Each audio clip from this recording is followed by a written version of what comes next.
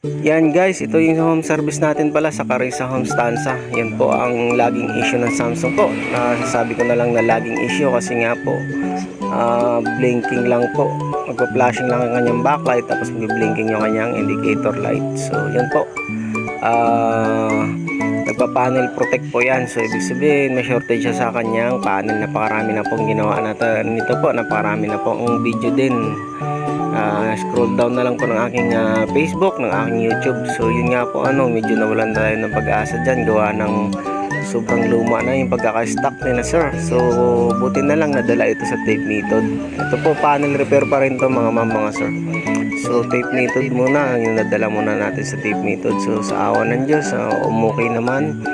At may tama lang talaga doon sa tape method at kaya siya nag-shutdown. Yun po ang lagi nating dinadasal na pag nag-home service tayo na naway po mag-success. At 80% po magagawa po pagka hindi pa po nagagalaw ng ibang technician or na-experimentuhan po yun mga sir. So yun nga po medyo magaspang man dyan sa kaliwa pero yun nga po happy na sila, tuwang-tuwa at magagamit na nila yung kanilang TV. Sobrang isang taon na to nag-text sa akin. Ngayon lang po talaga siya nag-confirm na ipagawa na kasi naawa na sa kanyang mga anak at ay nanonood na sa ibang bahay. So yun nga po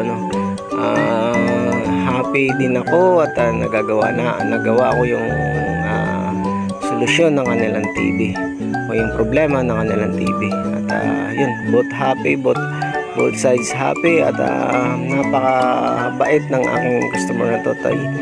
Pinipilit pa talaga tayong kumain. So yun, kahit busog tayo konti, syempre kailangan natin pagbigyan which is grasya yun mahirap naman na tanggihan.